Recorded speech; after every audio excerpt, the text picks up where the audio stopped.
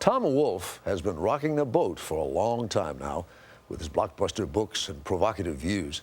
And as yet, he shows no sign of seeking smoother waters. Harry Smith of The Early Show went to visit Tom Wolfe at work.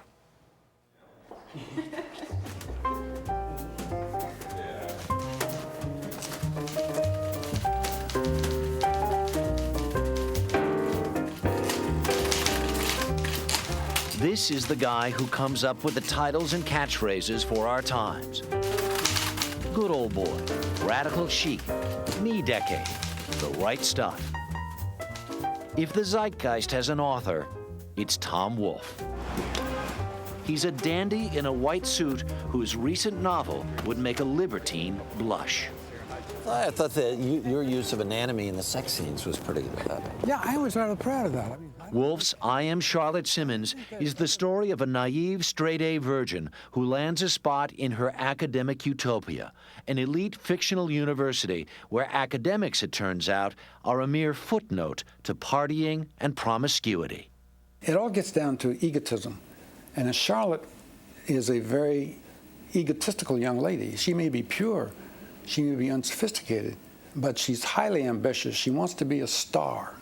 And so she assumes that it's the life of the mind she's looking for. But then she gets to college and she realizes that this life of the mind doesn't give you any stardom, at least not at first. But she finds out that what does make a young woman a star is having a cool boyfriend.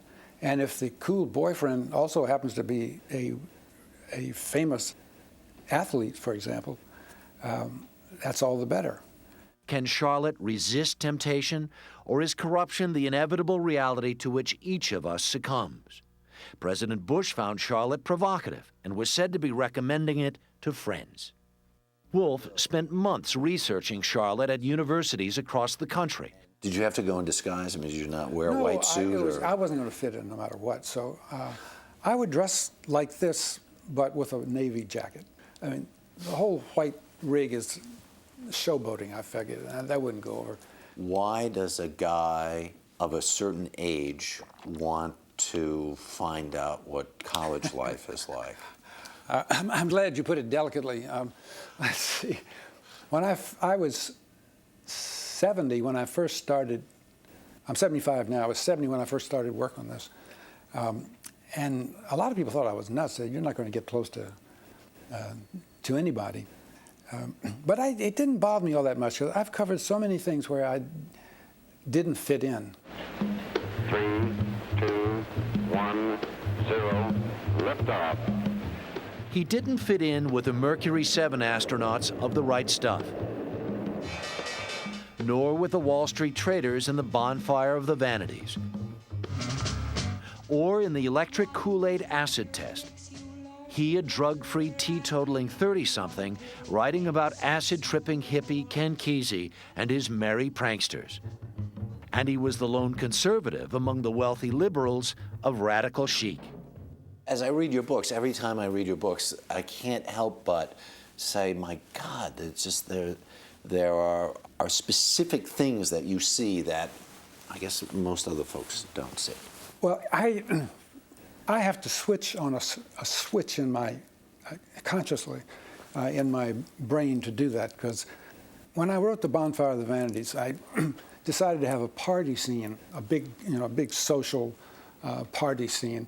And I'd been to a number of parties like that, so I figured I don't have to do any work. I'll just recall what these things were like.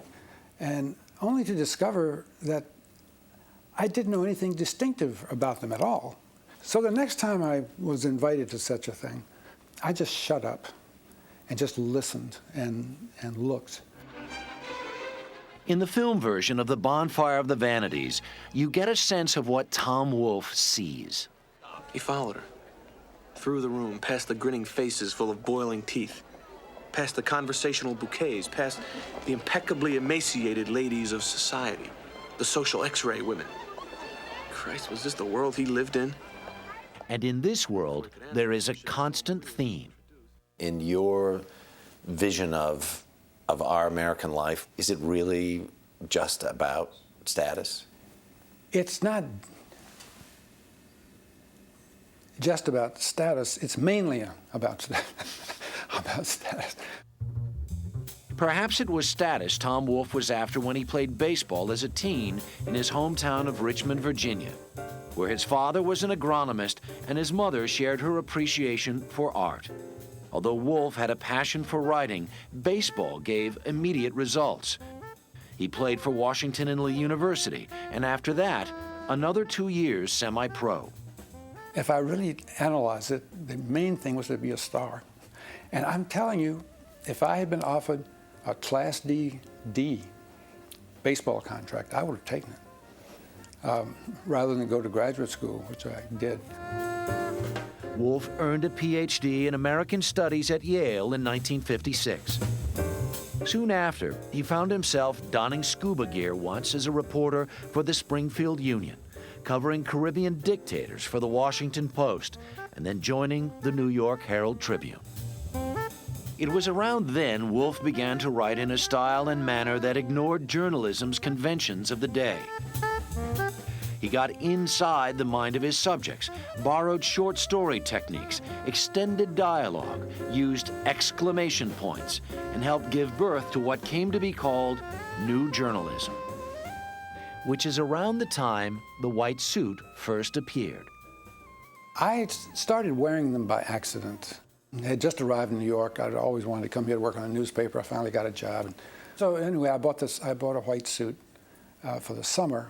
All of a sudden, in 1965, I had a book coming out. It was a collection of articles, The Candy-Colored Tangerine Flake Streamline Baby. And I was still working as a daily reporter on the New York Herald Tribune, and people were coming to interview me. And I couldn't handle it. I was just tongue-tied. Wait a minute, I'm supposed to be interviewing you.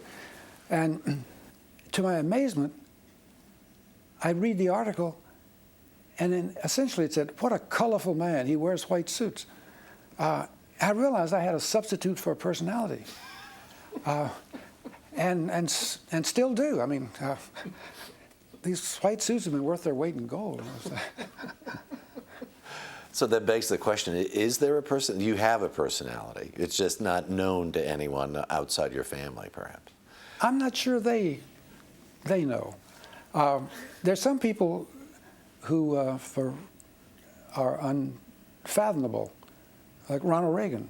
All these books about Ronald Reagan, and nobody knows who he was. I consider that a great accomplishment on his part. I hate all this revelation that's going on these days. In fact, as much as Tom Wolfe is a public figure, the private man is an enigma. Home is New York, where he is married with 2 kids. He voted for Bush in the last election, does not believe in God, and is well-mannered.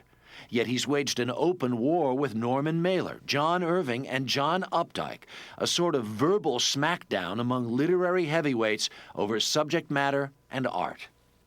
Is it your contention that they don't report enough? Yes, all 3 of them now write what can only be described as fairy tales. And how'd you find it? If you're going to sling arrows, then it's not a bad idea to wear a little armor. Gleefully, we tagged along on a visit to Tom Wolfe's tailor of 27 years, Vincent Nicolosi. And don't miss out on the Big Apple buttons. It stands for New York. It's the Big Apple. I mean, look at the stitching here, right? That's gorgeous. Yeah, no, it's great right? stuff. One would think owning around 3 dozen white suits would make Tom Wolfe colorful enough. But What are you crazy about right now? My car. So hop in and we'll... Okay.